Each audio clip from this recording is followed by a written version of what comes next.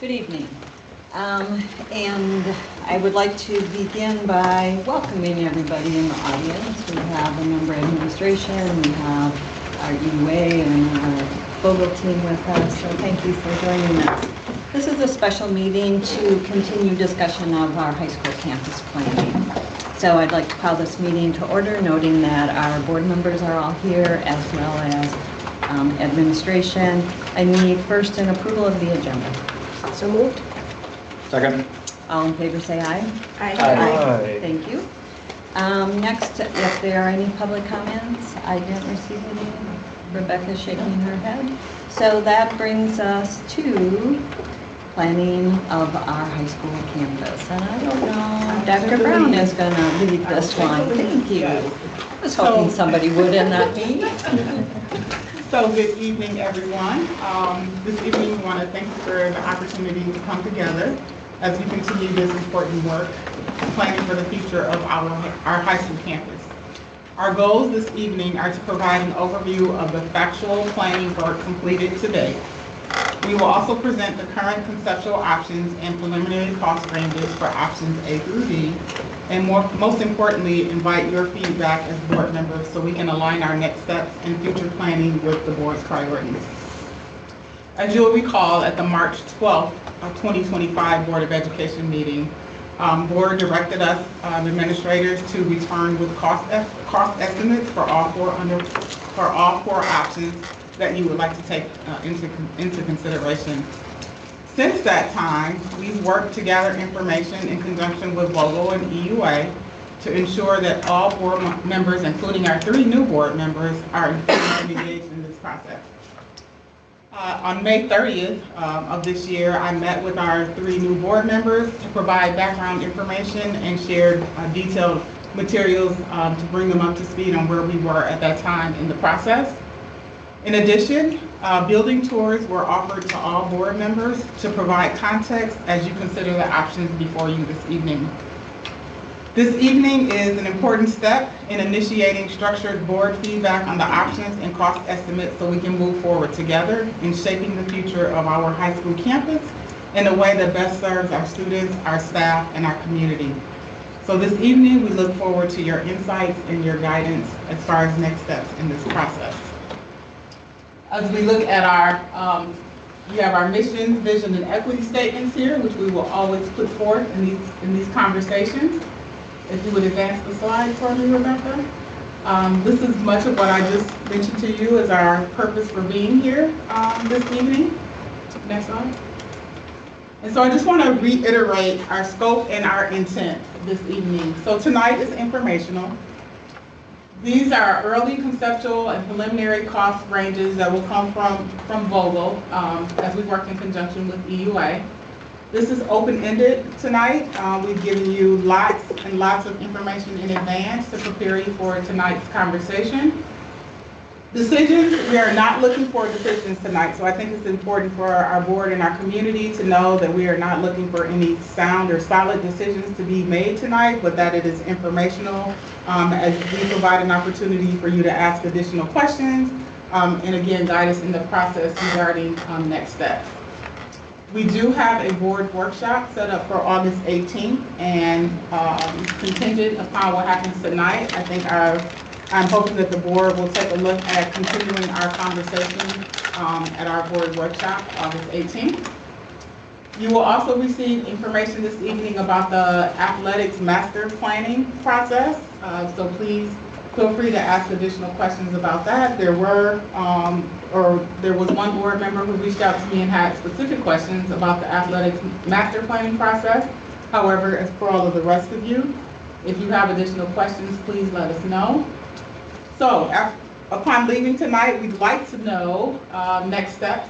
Where would you like us to go next? Planning for the board workshop. What else should we consider in this process? And again, I think it's very important to reiterate that we're not asking for a final decision to be made tonight regarding the options. Again, this is an opportunity for discussion, questions, and feedback.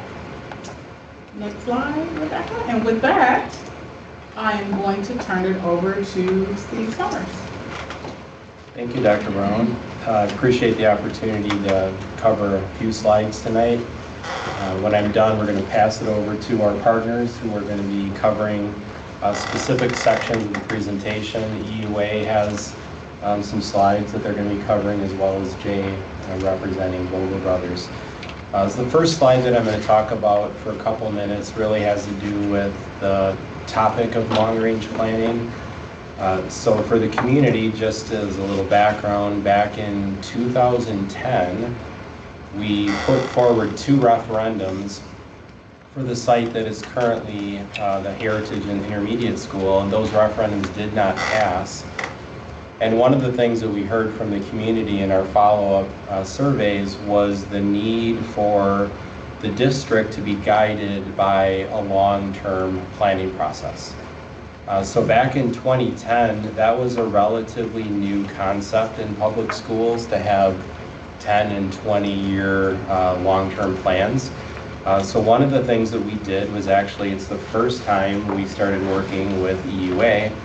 We brought EUA on board as an independent consultant to really review the capacity of all of our schools. We also brought on an individual named Mark Roffers to engage in a very extensive community evaluation of planning, enrollment, looking at all of the communities that make up the Waunakee Community School District. What drove our process, you can see on the screen today. These are some of the fundamental beliefs in a long-term facility planning process. You can see what those goals were as we were looking at this process across time. Those fundamental principles remain the same today, just like they did back in 2010, making sure that we are addressing a wide variety of long-term planning for the community. Some additional background. The plan that I referenced really came together after 2010, around the 2012-2013 timeframe. The school board then chose to move ahead with what we had called phase 1 of that plan in a 2014 referendum that was fundamentally based on the new intermediate school opening up for the school district. We then took a break for a little bit, continued planning in 2020, moved forward with a capital referendum that we called phase 2 in November of 2022. You can see one of the major milestones was the new Heritage Elementary School opening this past September, as well as a future milestone with the new middle school opening in September, or potentially summer school of 2026. And then you can see the final point on this slide is that the high school campus remains an important part of the 3rd phase of the long-range facility plan. The high school, again, going back to 2010, I think it's important for the community to keep in mind some of the feedback that we received back then was a strong desire from the community to maintain a one high school format for the long term, and to keep the high school in its current location. So those were very strong feedback that we received. There wasn't really a lot of doubt about that. The community had pretty strong feelings about those 2 topics, one high school and keep it at the current location. So as part of the plan, way back in 2012, there was always a long-term vision of the high school property becoming a high school campus with a to-be-determined phase 3. So if you go back and look at the documents from years ago, it always referenced a phase 3 for the high school as a to-be-determined, for the board and the community to really evaluate at that time whether that was one building connected, the expansion of one building versus the other. All of that was on the to be determined. So as we move forward, we were using these type of graphics with the community to really break down what seemed like a very lengthy plan over multiple decades. We tried to break it down into more digestible parts. So phase one really was the Prairie edition, which allowed Prairie to become a 6-track school at every grade. So basically, if you're at the Prairie property, you look at the south end where the kindergarten edition was, that allowed us to return that school to a 6-track school. Heritage, we had some renovation, including the creation of kindergarten classrooms, but the intermediate school was definitely the main cost driver of that referendum. As we worked with the community on phase two, the Heritage Elementary School site was repurposed for a new middle school, and as you know, we had district-wide maintenance and then targeted work that took place specifically at the high school and some targeted work at Bethel Circle. The grand total of that referendum was $175 million. And then the third phase, which really leads us to the purpose of this evening, is the high school campus conversation, district-wide maintenance, and then the ongoing conversation that we've had about operational costs. One item that I do want to point out for the board, because it's an important component that I know we need to continue spending time on. When we originally worked to put together our district capital maintenance plan, years ago, when the facility committee requested that we become organized over a 20-year period of time with all of the outstanding maintenance in the district, that list of maintenance was well in excess of $20 million. When the phase two referendum was put together, the district-wide maintenance component of that $175 million was not picked based on the $20 million that was identified. It was picked based on an affordability factor of making sure the total scope of that referendum was going to be affordable for the community. So district-wide maintenance, you still see that for phase three. While not the focus of tonight, is going to be an important component that we don't want to miss when we talk about the phase three or future work, is really doubling back to that plan, what has been accomplished and what still remains to be completed on the district-wide capital maintenance plan. So you see that listed down there as part of the phase three. Again, not our focus this evening, but we don't want to lose track of the fact that we do have a comprehensive long-range maintenance plan as well that will need to be revisited. So that's a bit of the history going back to 2010 about when we really started this journey of long-term facility planning. But the purpose of tonight, as we turn it over to our partners, is really going to be to talk about where we left off a couple months ago, the work that the team has been continuing to put in on this topic. So I'm going to turn the information or the meeting over to our partners at EUA. We're going to take the next couple of slides and then they're going to hand it over to Jay at Volcan. Thanks, Steve. Hi, everybody. Mike Schwenheimer with the EUA. I'm design architect there. I'm happy to be here today. Start off with giving board members who saw this presentation before a bit of a refresh, bring you up, kind of remind you of what we talked about before, and then for the new board members, and give you an understanding of where we were with the process, how we got to where we are. It's really important when you start a project, before you do too much planning, you really understand what the problem is before we get into too much. And a lot of that was, we did that with our information gathering. We started that with bi-weekly meetings with the core team, and the core team consisted of the district admin staff and some key people from the high school staff, and then also EUA and Vocal were there.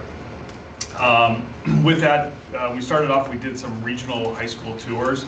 We looked at Verona, Sun Prairie West, Middleton. Verona and Sun Prairie West were new construction. Middleton High School, we looked at the addition and renovation that was done there. And then also, and those were right here in this area, and then we also looked at Nicolay Union High School in Glendale, so closer to Milwaukee, just to see what they had done. As part of that information gathering then, we also did stakeholder interviews. These are typically 45-minute to an hour-long interviews with staff and teachers from the high school. We did 34 of them, and you can actually it probably grew a little bit since we took that count. But you can see all the departments we talked to. And each of those departments, we've met with them multiple times, so all staff and teachers had different opportunities where they could tell us what their current issues are with their current space, what works, what doesn't work. We don't want to hear just what doesn't work, but also what works. And then what do they want to see going forward? What are the things that could actually benefit them, and what are the things for the future looking 5, 10, 15 years out from now? And then after we gathered all that information and brought it back to the core team, had different discussions in there, we came up with some key areas of the high school that we wanted to address as part of this project. Obviously coming up with a modern high school campus, things that would help the students for the future with what they're learning and how they're learning it. But also then looking at safety and security, and then also what are some of the other things that could happen with this space. So the fact that you have the district offices here, we talked about the idea of a wellness clinic, could those go over there looking at that? And then there was also the idea of the campus-wide athletics master plan. A couple points on the 4 options. As Dr. Brown mentioned, these are very preliminary. These are preliminary and at a high level, very exploratory. Nothing that we've done so far, nothing's detail oriented and nothing's finalized. So this is something we've put it out there to try to get conversations started within the core team, and then obviously here at the board level, and then of course something so that Jay could at least look at and start to get some prices for it. I think the options that we are looking at, they're based on, there was a March 2024, there was enrollment projections were done, and projections were for 1,610 students by 2040, so we're looking at that to be able to have that as the capacity for this. And then we took those 4 options, and those are the ones that Jay has priced. And these are the 4 options that you see here. Option A on the far left there, you can see everything is in, what you can see at this level, everything's in gray, meaning that's the existing building. Option A, the high school building remains as is, and minimal improvements are made to the middle school to allow the building to be used for high school purposes once the middle school moves out to the new facilities up the road from that. The next one over, option B, renovations. Option B, the renovations proposed for the high school. We're showing those in the dark blue there. So we're not touching all areas of the high school, just key areas that have been identified. And then you can see that the number 2 there, that shows the existing middle school, that's being renovated much more extensively than what was being done in option A. Option C then begins to look at the building with some new additions to the high school. Those are being shown in orange. In this diagram, this includes replacing the oldest portions of the high school with a new 2-story. So we can see where that number 1 is up here. There's a single-story portion of the school, and it's the oldest portions. So taking that down and building a 2-story portion, and then doing some renovations. But you can also see in between the high school and the middle school, doing an addition there, add some new program space in there, but also create an enclosed connection between the high school and the middle school. And then option D continues with this same thought, but instead the difference between option C and D is that in D we're raising the existing middle school, so demoing that completely and doing a new addition to the south of the high school. This is closer to the existing building, and it has spaces that would be designed specifically for the high school uses, as opposed to going in and renovating the middle school to try to make it work. So with that, Jay Vogel is going to talk about what he came up with when he looked at these in more detail. Great. Jay Thompson with Vogel Brothers Building Company. It's good to be back. In terms of the budget estimating, I know everyone wants to see numbers, but I want one slide, I promise, and then we'll get to the numbers. What I want to do here is just give you an idea at a high level what we've included in these budgets, and then how we came up with the budget numbers at such a preliminary stage. So these estimates include both construction costs, so the actual cost to build the facilities, and soft costs. soft costs are any furniture, fixtures, equipment. So if you take each of the buildings and you tip them upside down, anything that fall out typically would fall in the soft costs. And then of course design and any other miscellaneous costs that are procured directly by the district but not through the construction project. So a long story short, these numbers are totally inclusive of what the total project cost would be, not just the construction numbers. And then what's excluded? So operating costs are excluded. The athletic master plan is excluded. We have some slides later today where we'll go through the cost options for those master plans. And then final design. So as you've heard a couple times tonight already, these are by no means final designs. These are really based on the preliminary conceptual information you've seen. All of the estimates have various levels of renovation, from light to heavy and somewhere in between in the options. A light renovation would be just doing finishes, so painting, flooring, ceilings. Heavy renovation typically is moving walls, maybe tearing some concrete out to do some underground plumbing, but a lot more involved from a construction and a budgeting standpoint. And then as Mike went through the options, a couple of them do have new construction as part of that as well. The other thing we're doing here is trying to be responsible in terms of using current construction costs and data, but knowing that this is going to happen in the future. How do we escalate those numbers forward to be appropriate in terms of the timing of when the construction would actually happen? So we've built escalation into this model. Right now we've built between 4 and 5% a year of escalation, and we build that out right now, we're building it out to 2028. So that's based with a timeline assumption of if there was a referendum to happen in November of 26, we assume that we would start construction about a year later, so that'd be 27, and likely it's going to be a couple phases depending on what the solution is, and so it would, let's say it would be 3 years. We're trying to escalate to the middle of that 3-year period, so we cover both 27 and 29 in that escalation.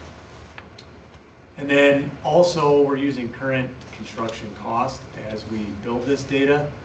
We've got the benefit of really recent good data with the Heritage Elementary that was just completed and then the middle school that's in progress.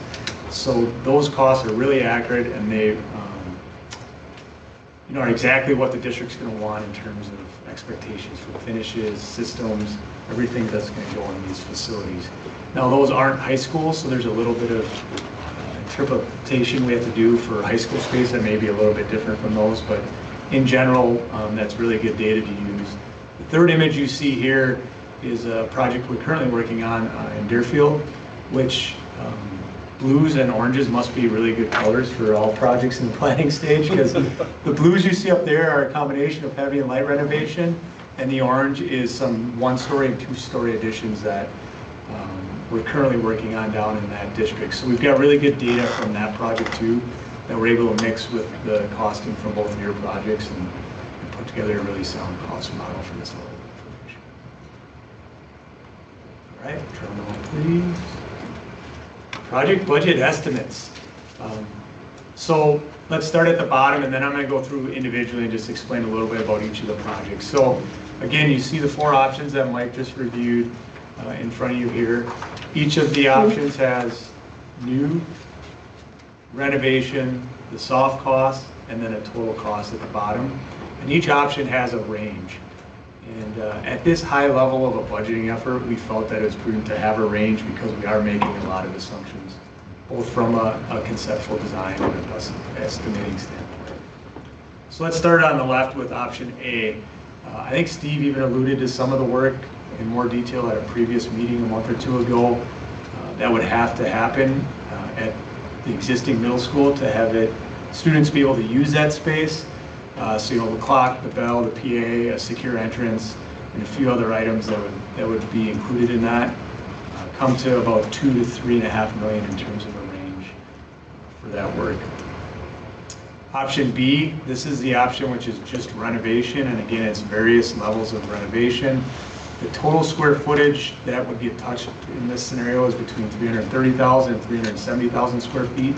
So it is a lot of square footage, even though you do see a decent amount of gray up on the screen. That gray, a lot of that gray is areas that we did touch this previous summer as well. And so in this scenario, there's no new construction. The renovation You can see there's about 85 to 105 million, and then soft costs would range from 15 to 20 million, so your total there's 100 to 125 million for option B. Option C has a combination of new and renovations. So you'll see in this scenario, the new is about 100 to 120 million, renovations 50 to 65 million, and then an associated soft cost of 30 to 35, which gives you that total of 180 to 220 million. This scenario gives you about 430,000 to 490,000 square feet of space that would either be new addition or renovated in some fashion. And a little bit more than half of this option is new square footage. And then option D, again, the main difference with option D is you can see the middle school actually goes away as part of option D. So that's going to have some demolition costs above and beyond what the other options would have. And there's various levels of renovation, again, in the blue space. The orange is all new space. And so in this option, you'll see the new construction is actually a little higher than C. That's because there's more new construction in this space, but the renovation cost is lower because there's less renovation in this scenario. And again, it's going to be similar soft costs, and the total here is about 190 to 230 million. So as you can see, C and D are pretty close to each other, even though they're actually two pretty different approaches in terms of the amount of new space and the amount of renovated space. Both of them end up with about a similar square footage. Option D would be like 410 to 460,000 square feet. Any questions on this slide? I know there's a lot of numbers and options. I was just surprised with B, and I know we saw this months ago. Yeah. But I mean, it looks like even most recent additions are in blue for renovation. And I guess that caught me by surprise. And I would say that part of that is because we don't know exactly where everything's going to go yet in the building.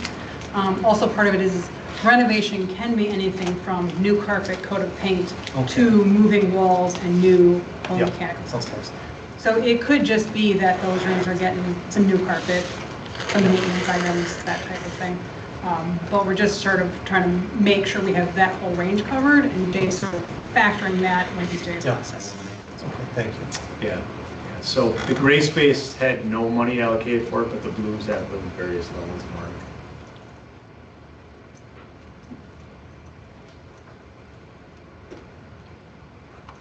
So Jay, would you like, I don't know where you want us to really weigh in on things here. Do you want that later? I think you guys want it later, right? I just want to make sure point? with the budgets being really important that if there's anything specific to the dollars that. Okay.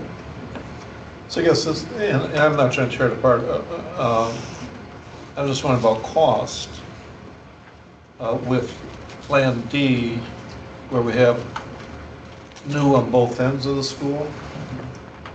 Would it be more economic to have all of it on one side, or is there not space to do that?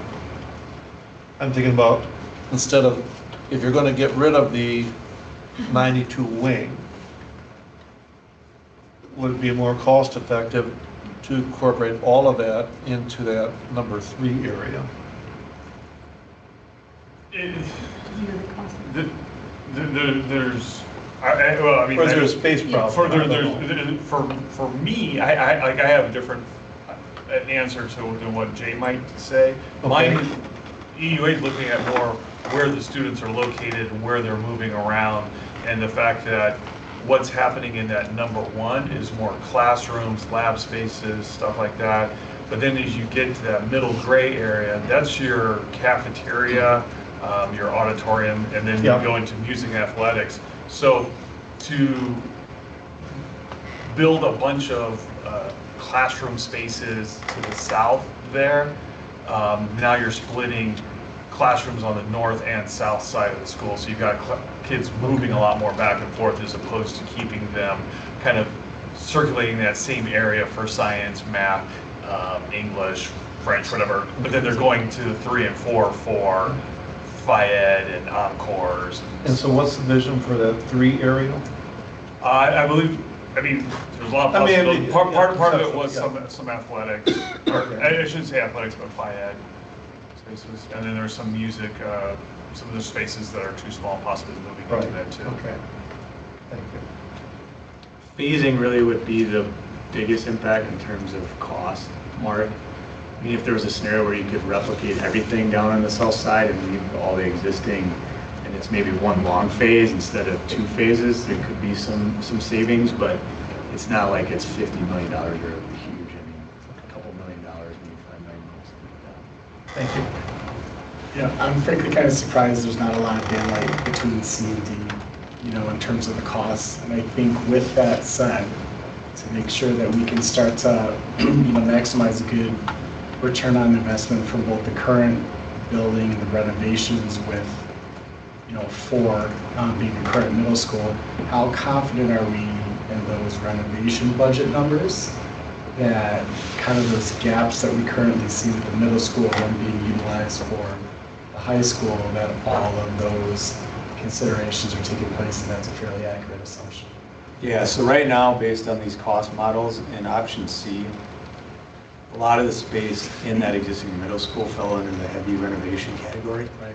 Just because of that, because of the different programs that, at least conceptually, we've looked at bringing into that space, Chris. And the high schools where you see more of the lighter and maybe medium renovated spaces in terms of that.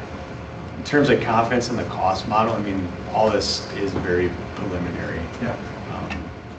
You know, even if you look at the last referendum in terms of, we had very similar orange and whatever color diagrams here that don't really look exactly much like what got built. But it's all about allocating the right amount of dollars in the various spaces. And if some of the middle school doesn't need heavy renovation, that means we can maybe do more heavy renovation high school space. And I feel good about how we've allocated it. Where it actually ends up getting used and spent is for down the road once design actually happens. So to build on Chris's question, just to make sure I'm tracking, for option C, is it still, because this is so theoretical, could the renovation costs start to creep up to look more like the renovation costs in B? Because that's still the same space that's being renovated, so is that what you're tracking? It's tough to tell, Dom, but Yeah. actually, if you look at B, that has all of that, the original high school as renovated space, that actually goes away and becomes new space. Gotcha. Yeah. So Okay. optically, it doesn't really look like it, but from a square footage standpoint, a lot of that new is replacing the renovated. Okay. And then along those same lines, if we're looking to, you know, Steve, to your point about that longer term vision that the community was looking for, it would C or D option with the new development in 1 be more advantageous going up a level in the future if we needed to expand the high school, like at that 2040 timeframe? Like, what would be the best options that kind of set us up for success for the next, you know, 20, 25 years? Yeah, and I'm going to have Robin answer that in terms of height and discussions we've had. Yeah. along there. So C and D are both 2-story in that upper position in number 1. Okay. There is a possibility for a 3rd story. We've had conversations with the village. The current language doesn't exactly allow for that, but they did feel that there could be some adjustments because we're close to maybe be able to get a 3rd floor in there. So it could be that language is modified now, that they would all have to go through their approval process to do that. That then would allow you to do that in the future, or could be done in phase 1, I mean in this phase, and then giving more land room for you to do a addition of a 1 or 2-story addition in the future next to it. Okay. Thank you. Next slide. All right. This slide is really meant to just be a reminder and maybe some new information for the new board members as it relates to the work that actually happened this past summer in the high school space. So our original estimates and budget for the high school had those top 3 lines in it, and then, or the original referendum, sorry, had those top 3 projects listed there. The large group instruction renovation, which is up on the 2nd floor outside the commons. Family changing and toilet renovation, which we actually looked at some locker room updates and renovations by the pool as well. And then work at the TLC clinic to convert the TLC to clinic space. So right now those allocations still exist within the 2022 referendum, and we've not touched that work. Once we got planning into the work for this past summer, we originally had a larger flooring and ceiling scope of work, so almost all the commons, hallways and corridors throughout the entire building were going to get new flooring and ceiling. The board then decided, based on some of these original planning discussions a year ago for the high school, that it just didn't make sense to invest that amount of money. So you can see here, there was about $740,000 that we didn't do from the maintenance list because we weren't sure what that space would end up being down the road. And then the parking lot between the middle school and the high school, so between like the pool and the gym area, there's some drainage issues there. As part of the summer work, what we decided to do is do a minimal amount of repairs there to make it safe, but not do any extensive repairs to really fix the grading issues there until the board and the district had a better understanding of what future work could look like. I did also want to note, aside from the work we did complete at the high school, which was the commons area, the small auditorium, both the woods and the metals lab, along with the tech education center. That tech education center wasn't part of the original scope, but we were able to allocate some dollars for it. And then we did add fire protection at the tech ed space as well. So although we deferred a couple things, we also added a couple scope items to that work as well. Jay, So, if I could, go ahead. Are those unspent items the cost for Plan A, basically? No, they're not. No. These were allocated in the 2022 dollars. Now, if you add them up, they It came to that number, that's what I get was close to wondering. that, but it's totally coincidental, Mark. Yeah. Okay, so but that money's available plus, but then there's that cost for Plan A. Yeah, yeah. And if you guys, those of you that see that maintenance tracking spreadsheet, I think you actually had it right there, Mark. These dollars aren't in that spreadsheet either. That's a different budget. Thank you.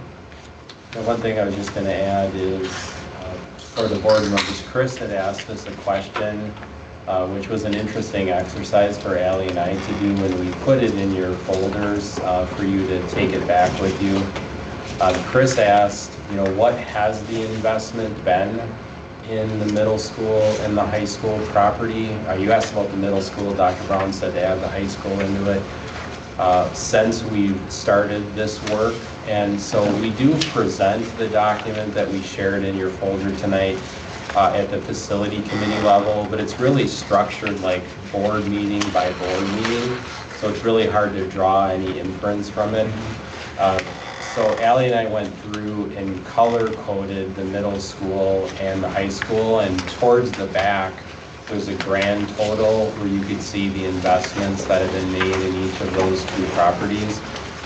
So that was a good exercise for us to do, because until you had asked Chris, we didn't have that number as far as for those two buildings. So keep in mind that, as Jay just mentioned, there was targeted work approved for the referendum at the high school, and so when Jay was referencing the top 3 items there, those aren't on that list that's been included. Those funds have been set to the side and have been held for future board decision making. The list that Mark has that he's looking at right now that we color coded is the work that we've been able to accomplish under the capital maintenance component of the referendum. And as additional interest earnings came to us or project savings, we were able to really expand the work that we were able to do on that capital maintenance list. So as you leave tonight, please take that with, because that just gives you a quick snapshot on the investments that have taken place in both the middle school and the high school. And as a reminder, when you look at the middle school building, there have been some significant investments. In fact, the building itself is a completely brand new roof. over both the original portion of the school and the 2005 referendum. Completely new roof. The field house, because of storm damage, has a completely brand new floor. And so in the property itself, which is the middle school, there have been some pretty sizable recent investments. The high school as well, which is why Dr. Brown asked to highlight the high school. There have been significant investments, including last summer, building-wide clock bell and PA system that was put in, brand new security system that was put in. So just note that quite a bit of work has already been done in both of those facilities as a result of the 2022 referendum. Thanks for asking, Chris, and now you have that you can take home and just kind of take a look over to really have a good sense of how much money have we really been investing in those properties in the recent years. Thanks so much, Steve. Appreciate it. And the budgets that we presented for the high school options, those would quote unquote clear the deck of the maintenance list of the high schools within each of those three options. And I think we're turning it back over to Robin. Robin to jump into the athletic master planning conversation. Oops.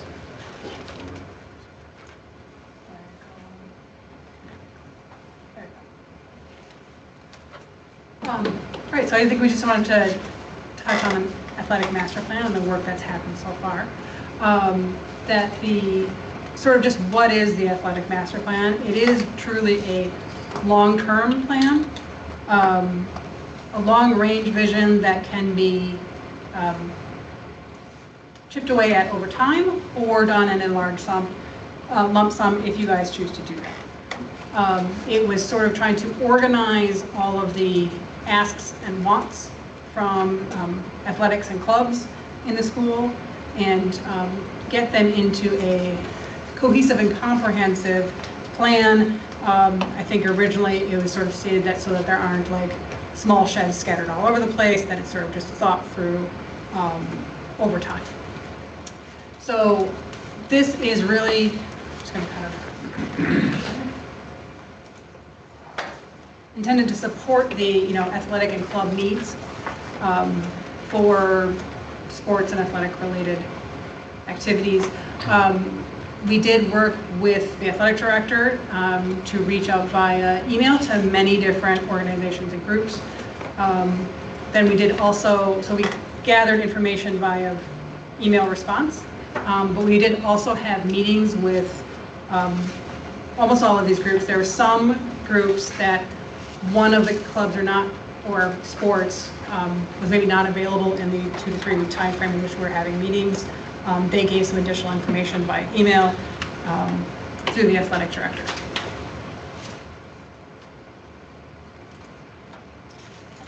Now, these are sort of the bigger tickets, larger items that were requested. There were some smaller things like painting handrails, guardrails, that kind of thing, but we just wanted to kind of focus on the larger items here. There will ultimately be a comprehensive list of the things we heard identified, as well as a plan that will be delivered as a master plan for the district to use going forward. But so I have this list here because it was a little hard to see this with the plan included. So I'll kind of go back and forth here. We've got the indoor multi-purpose facility. That's a whole building that would be located on the site to have multiple athletic events, indoor turf type of a facility. It has a 300-meter track, a football field, indoor soccer field, and in that I mean that it is the indoor soccer are different size, so it can accommodate 2 of those. Otherwise, the 100-yard turf can be used for soccer practice and lacrosse practice. There would be a solid wall for wall ball for lacrosse. Softball practice can be in there. There can be striping on that field for that. It's indicating a long jump, shot put, discus area. A couple of golf simulators for inclement weather. A toilet room changing area. In addition to that, actually go forward one here. In addition to that, because of the size of this and the location that we vetted out through core team, it displaces some of the current outdoor football practice areas and impacts the softball field to the side here in red, as well as the, I believe it's shot put, is also up in that area. So as it is displacing those, there are a couple things that need to happen to make this building work. That softball field needs to be shifted over, so that the cost for this building includes that, as well as a new shot put to be put in, and this baseball diamond would get a turf outfield so that it could off baseball season be used for football practice when they want to practice outdoors. So there's a couple steps that key in on that one. Can I ask a quick question, just to make sure I'm clear? So the 1B, you're talking about offsetting or moving essentially all the recent renovations that have been done to the new varsity softball field? Yes. The lighting, all the other work, the fencing work that was done? Yes. Okay. And the batting cages, is that all essentially been removed? And also, this looks twice as big from what I thought we were provided before. I think before you said it was a 60-yard indoor field, if I'm not mistaken, and now this is the first that I'm hearing that it's expanded to 100-yard. So what was the process to kind of vet the wants and needs? Like, is this large enough? Does it need to be larger? We almost double the size, if I'm not mistaken. Mm-hmm. So can you talk to that process a little bit? Yeah, so we did come up with a couple of options, including 60 with no track, 60 with a smaller track, and then full size with a large 300-meter track. Okay. As we were meeting with coaches, there was feedback along the way that a 60 would not meet the needs, and they would rather essentially just have the outdoor space rather than have an indoor space at 60. Right, makes sense, sure. So that's really what was one of the driving factors, is that in order to build it, it has to be something that they find useful and usable, versus building something and they're like, well, we're not going to use it anyways, and it's not really value for the money. Yeah. I'd also be interested in knowing the genesis of an indoor concept. There's only 4 in the state that I'm aware of. And so where did that come from? I mean, was that kind of a germinating thing amongst a lot of these sports that would utilize it, or where did the suggestion come from? A former board member and community member did mention it to us at one point, so it did bring it to our attention as a possibility. It also did come up during meeting with some of the coaches as something that might be useful for inclement weather practice.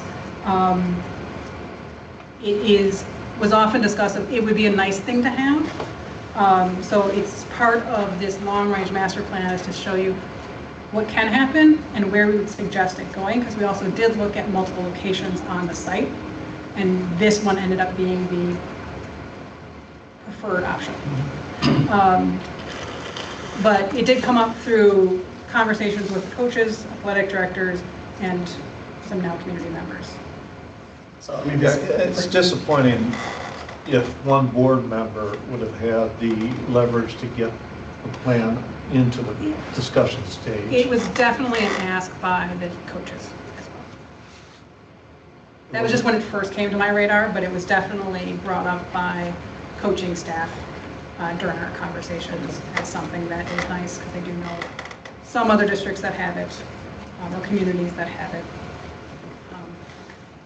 So again, this is a building that's larger than the middle school, right? And I'm not sure, I don't know, Joni, if you have any insight, when did it increase in size? And then what was the process to validate the needs versus the wants? And what we had to have as opposed to what's nice to have, because I want to be a good fiscal steward, and if we're displacing like a softball field that had significant work, I see community drive, it looks like, potentially is coming around this building So- as well. This looks like a pretty significant expansion from what we've seen before. So I just want to know how that part of it, again, came to fruition. So this is a very significant, project. Yeah. And investment along with that. This, what you're seeing, is a road because it is an addition to an existing building. It needs a fire lane that goes around it so fire trucks can get there in case of emergency, which does require a retaining wall because this is rising at grade along here. As many of you may have seen or trekked up there to soccer fields. Or, Sure. So there are many impacts that this has. This could be pared back. However, it is I would say the wish list items. So part of the master plan is that this doesn't all have to be done. It doesn't have to be done at all. Could be done 10 years from now. But the size was mostly driven by the fact that Football for One was saying, we're losing some space if we can't get 100-yard and have both teams in there practicing in inclement weather. It's not useful for us because we still would have to have team members practicing outside. So that was the driving factor for that particular sport to say, 60 doesn't work for us, we wouldn't use it appropriately.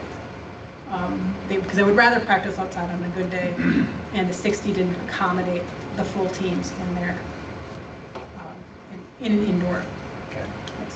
So that was what was driving the size of it. There were some additional things like track and field. Again, they said, look, you know what, if you can get a 300-meter track, that's better. We'd use it more in inclement weather. We'd have more versatility in inclement weather. But I would say that a lot of this is, hey, this is our ideal scenario. It doesn't mean that it would have to be this. However, some of them were saying, if it was less than this, we just don't think we'd really use it. And then becomes the issue of, is it worth building it if some of the athletics wouldn't actually go in there and use it? Do we have a cost estimate on this? We will, yes. We are going to get into that. So just a couple other things that were discussed along the way is new lockers for Warrior Stadium, a baseball team center, a soccer team center. In this, what I'm showing you today is one of each of these. There was some discussions of a central location if costs worked out. So is that like a locker room, pre-game kind of place? Yeah, a locker room and sort of because those fields are so far away from the building, to be able to go up there, have meetings at half times, that kind of a thing. It also is a potential place to go for an inclement weather for people that maybe can't make it back to their cars. Thanks. Press box and lighting at the JV softball field, replacing this Warrior turf, varsity baseball turf, varsity softball turf, a competition gym, expanded weight room, athletic offices, family changing room for aquatics, renovation of the pool locker rooms, additional space for dance, yoga, meditation that's appropriately sized for what they need, and a cardio fitness center. So this is really just sort of indicating where a lot of those are. There's a possibility that the locker rooms might be added on to this press box up here. If not, they can also go into a renovated middle school. This is an example of, this is the baseball team room, soccer team room. We did have conversations with them. And in the final plan, it will indicate an alternate location here, which they both felt was a compromise, but if only one can be provided at some point in the future, that might be an appropriate location, sort of splitting the difference. So quick for clarification, these are team rooms? Because I think was it January facilities, they said those were going to be essentially sheds or lockers for equipment, but these are like physical, climate controlled team rooms? These are team rooms. The three up here would include probably a concessions as well because they don't have a full concessions up there. But it's team rooms and some toilet rooms at these locations. But it's I more think it than a was storage the- shed. The soccer one was actually supposed to be part 2 of one of their fundraising. Right. Am I correct, Steve? And so that's what we're talking about. Okay. Yeah. And the gym in the old middle school, the idea is that would be gymnastics home during their season, right? In some of our plans, yes.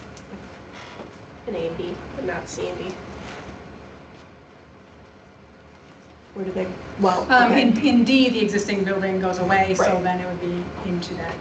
Okay. So yeah, some of these are expanding amenities that they don't have. Others are making, use of things to make it work better for them, because gymnastics was one that we met with them a couple of times. And to help with wear and tear on their equipment and having to take it down and putting it up repeatedly, it does make sense for them to be able to have space. And to your point, because at the moment you have an existing middle school, that's a good space for it to move into. There are a couple of other alternatives as well. The music area is a former gym, something to go over there, that type of thing. If I could just expand upon Mark's comment for just a minute. So the original long-range facility master planning process did not include an athletic component. So it was educational building based.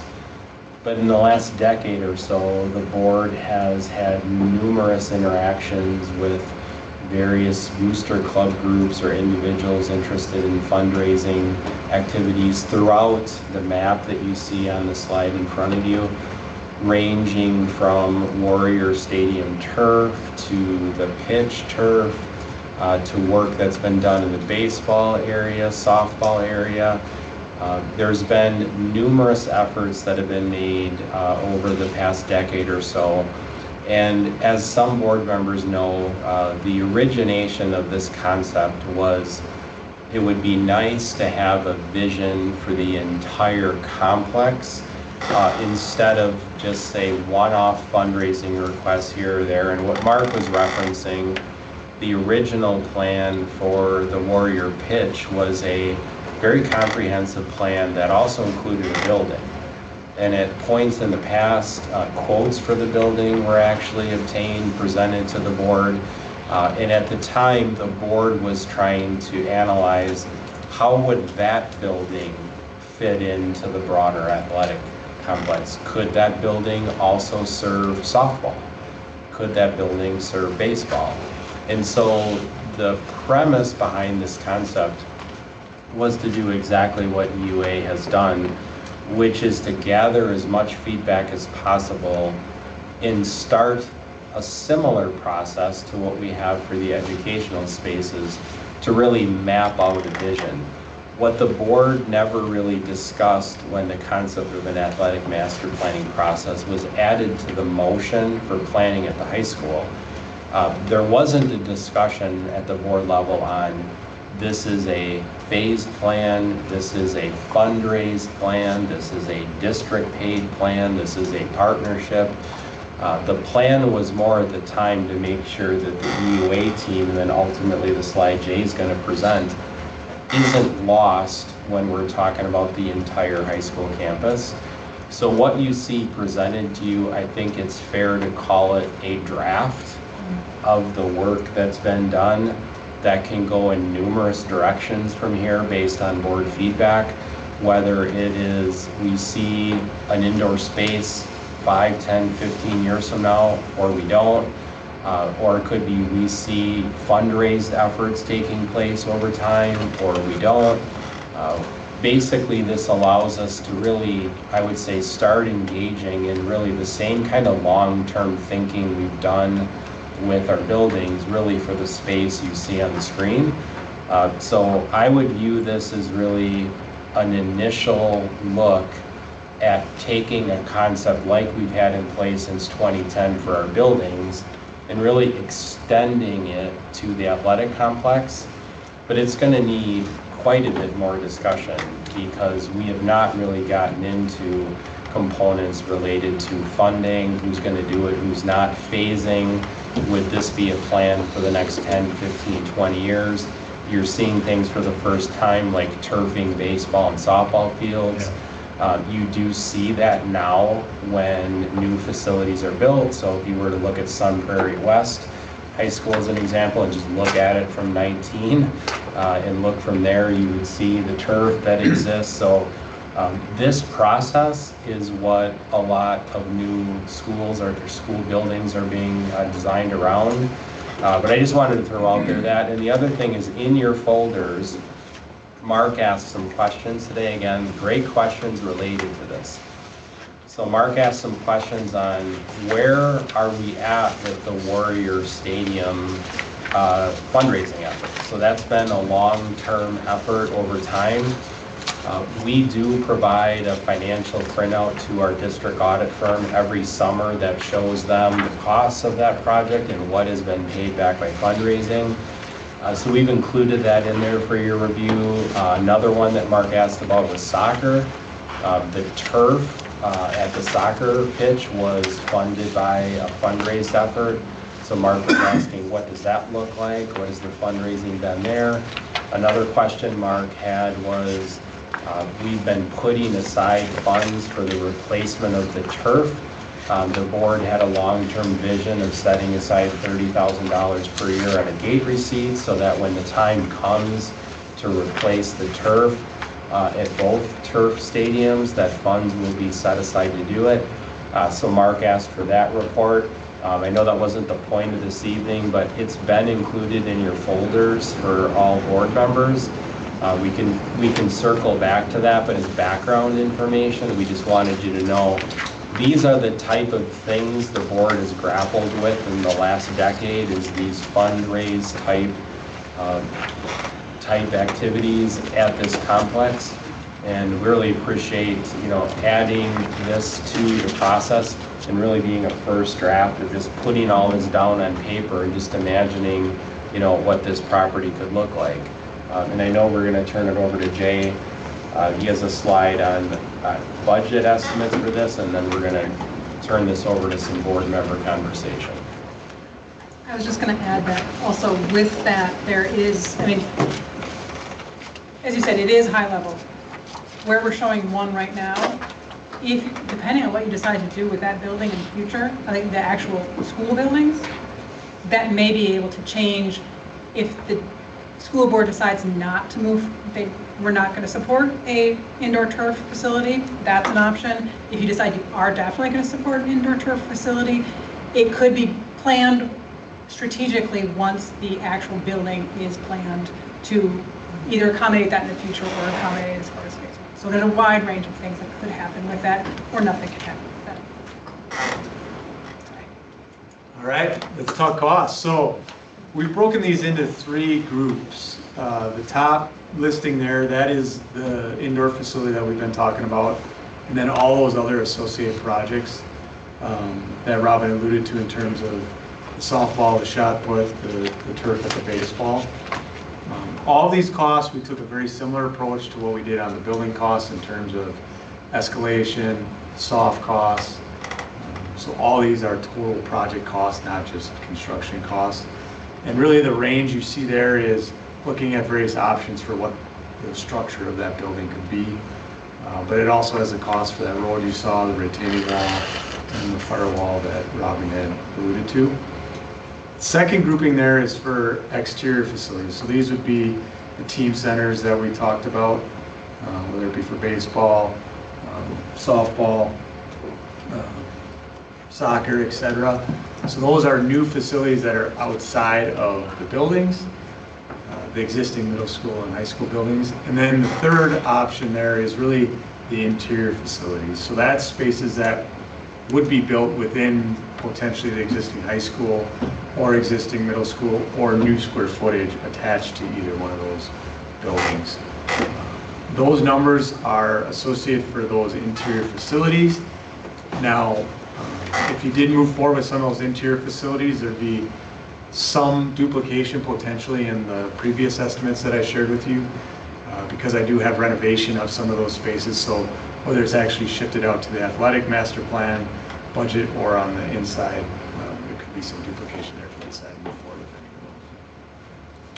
those. We want to make sure that those previous numbers I showed you had money to renovate that space, because if it doesn't become one of those items, it's likely going to become other space for programming. So actually, B, C, D would pretty much incorporate 9 through 15, because you're looking at the renovation of the music center in the middle school to incorporate that athletic stuff, right? Yes. Thank you. Robin, would you mind going back to the diagram for a minute before we leave this topic? So one example, and this is just going to be a really good example for the board of a project that I would describe as pending, or an athletic group that's waiting to kind of see how this process plays out, would be softball. So you look at the new varsity softball field, one thing you will notice is it doesn't have the traditional press box. So if you look across the street where varsity was before, you will see it there.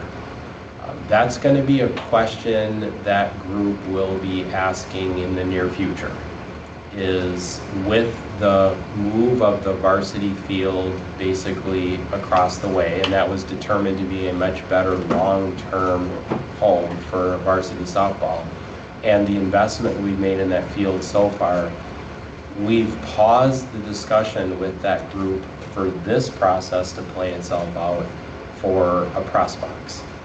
So when you're out there and you're driving, just take a look the next time. You can see the existing, the former varsity field on your left-hand side if you're driving away from the middle school, and then on the right-hand side, you'll see the batting cage area that Chris was referring to. That's work we did with Vogel. You're going to see the other work that we did at that field. But that's a good example of, in this long-term planning process, the district working with the different athletic groups that we have and fundraising groups that are out there to really plan this property out for the next 10, 15 years. Because if, as an example, if the board says we have a very strong positive outlook on number one, we're going to want to have that conversation then with softball about the investments that we recently have made, and whether further investments in that field with its exact location, whether that makes sense or not. If the board were to say, we're interested in one, but we want to see where the conversation goes with options A, B, C, and D, then we're probably going to continue to have to hold to find out whether or not, or when, that investment in the press box should be made. So that's just an example of the type of planning that really goes into a planning process like this, and the groups that are bringing forward ideas and are wanting to have conversations, and the ones that we've been placing on hold so that we can have this process take place, continue to move forward with both the previous process, the building planning, as well as the athletic process, and making sure the two of them connect. Robin, you want to move ahead to the... Yeah. Dr. Brown, it's back to you. Alrighty, so, board members, this is your opportunity. We just came up with a series of questions that we'd like to engage in discussion with you. Feel free to ask us to go back to any of the previous slides to direct the conversation. So question number one, what are your impressions of the preliminary options? Are there any features that align well with your understanding of needs? What cost questions do you have? And what further clarity would you need to further your understanding? And so as you ask your questions, we will make sure we take copious notes for sure, so that we can bring back information in accordance to what you ask. So if anyone wants to begin, So Chris indicated there wasn't much daylight between C and D. There's a whole lot of daylight between A and the rest of them. And so when you look at the mission of, what we're doing as a board, what are we lacking if we go with A and miss out on everything else? I mean, I think that needs to be clear. There's a huge gap. So can something else be done? You take care of the needs. So I don't know what the specifics of what those are. That's a big thing for me to okay, they're obviously not all equal. So what are we totally missing if we go with A? And how can it be, maybe that difference be adjusted or go toward this total athletic plan or something, just, there's such a big gap, that's all I'm saying. A was sort of what we were asked for is the minimum to get students into the building. Yep. With no real renovation to spaces. That was the security of an entrance and the clock, bells, PAs, so things can be tied together. And then also some additional furniture that are size appropriate. What's sort of missing out of that is the spaces are not planned for or sized for high school students. Some of those classrooms are, quite frankly, tight for the middle school students that were in there. So they would, if you were using that space for long term, you would likely have to take maybe 3 classrooms and make them 2, which would be some additional renovation that's not part of this. This is sort of the bare minimum to get maybe a department over there to help free up some space, but not actually expanding any of the existing programs or accommodating any of the needs or wants that we were hearing from different departments. To that, I mean, there's a big difference between A and B, just because, A, the upgrades to the clock, the bell system, stuff like that, that's happening there, but we're not doing anything for getting kids to actually fit in there. I mean, well, you mentioned the furniture, yeah, so it's part side. And that, to me, that's kind of the big hang up, getting an existing building and using it appropriately, instead of just tearing it down and rebuilding something.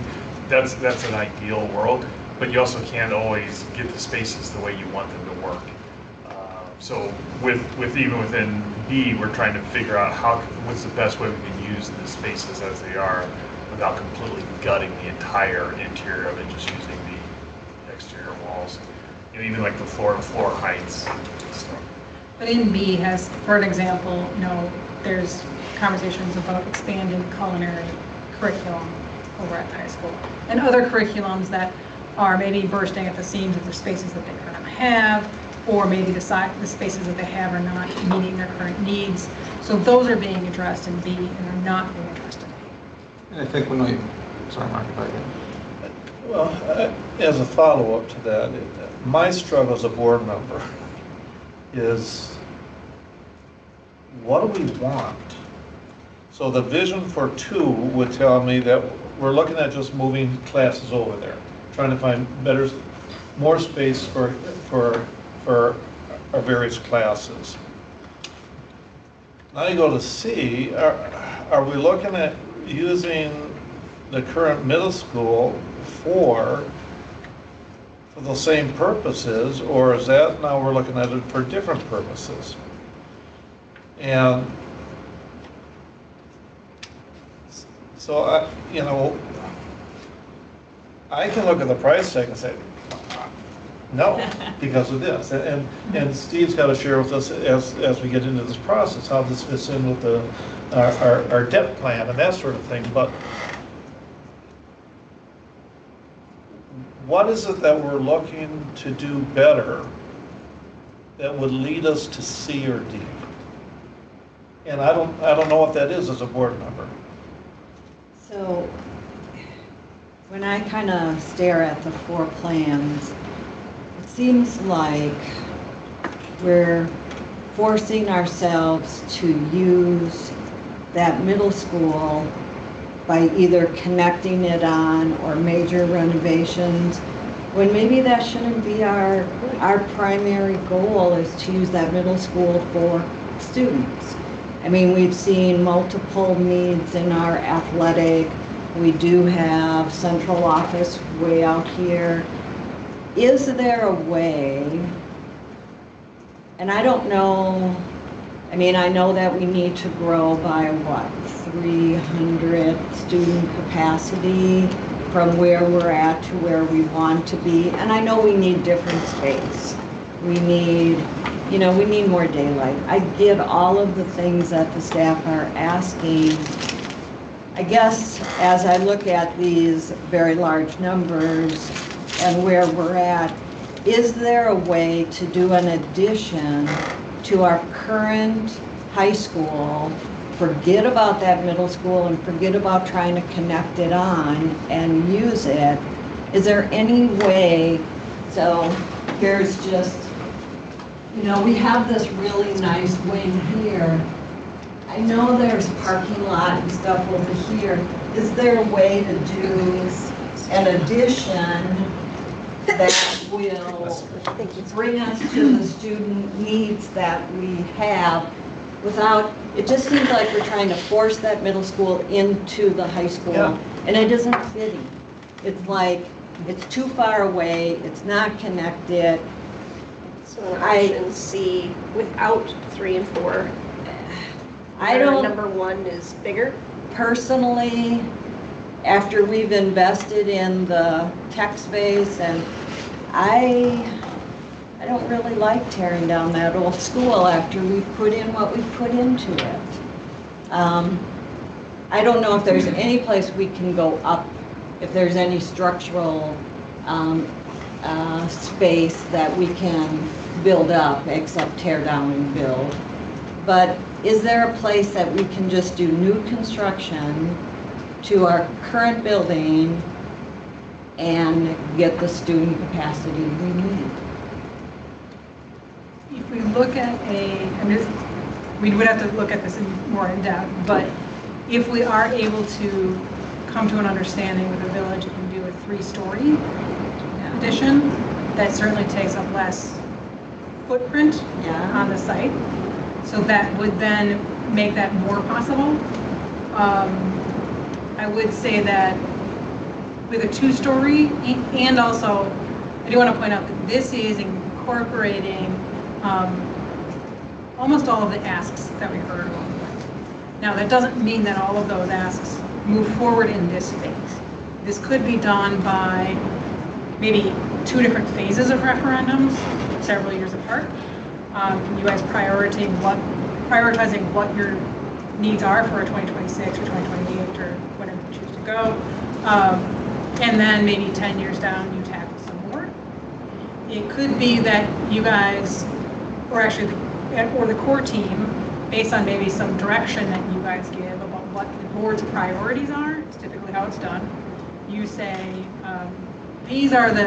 this is our number 1 priority, these are the following ones, and then maybe lowest hanging fruit is X.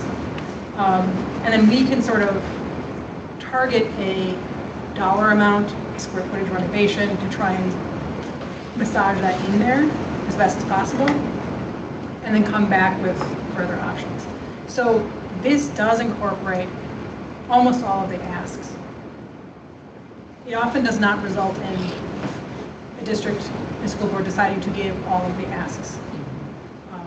So there could be some savings either in cost or in square footage based on the fact that the core team, the district administration, and you guys might say, yep, we do understand why you're asking for that, but that's not happening this way. Or it's not happening. I have a higher level question, and I think it's sort of inspired by like seeing that athletic master plan and understanding the process that led to like that bigger building. Would you say that like D up there, would it be fair to call that the equivalent of like the academic master plan? Like, is that the sort of conversation that, are they the same sorts of conversations that happen with the administration and with the departments? C and D cover the same amount of scope of work. I believe actually B is very close to that, maybe just tighter fits. trying to fit into an existing building, correct me if I'm wrong. For athletics?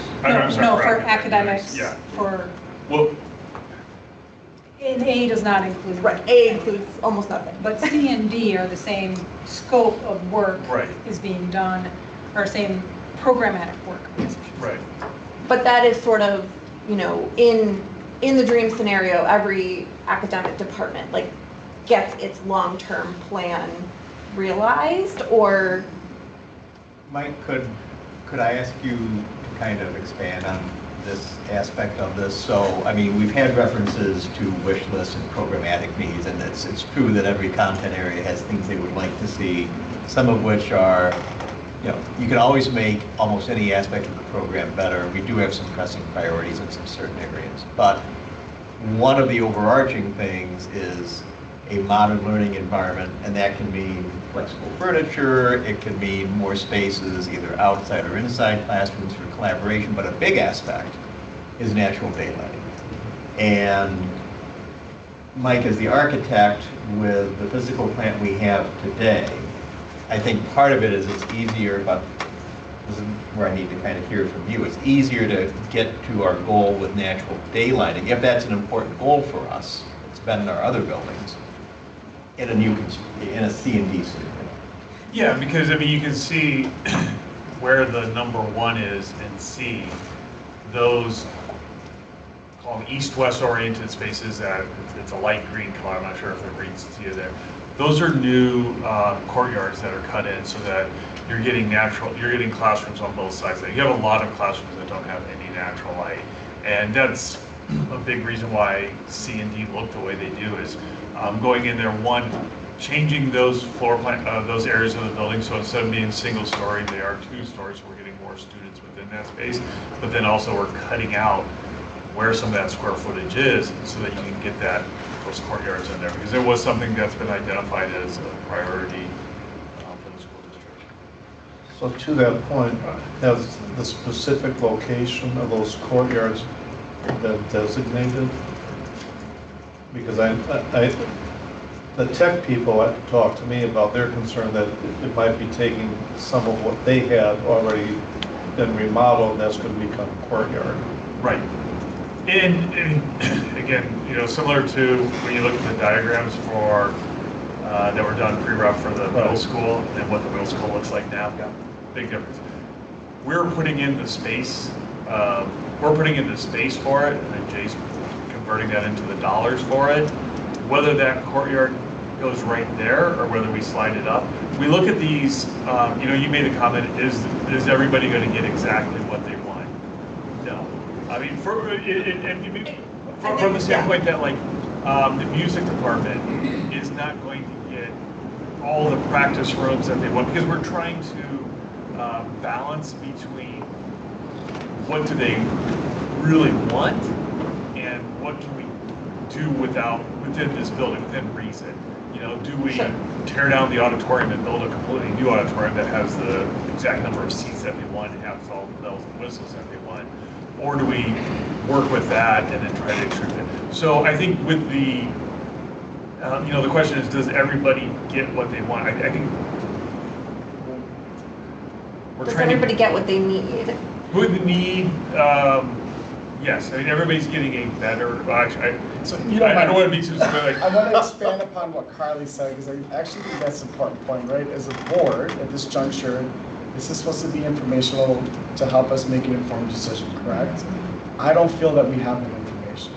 To Carly's point about wants and needs, wishes, program desires, and things of that nature, with these different options, because there is a huge gap from A to B, and frankly, I feel that we're spending $3.5 million that we're not going to see a good return on investment for if we're going in a facility that can't even be used.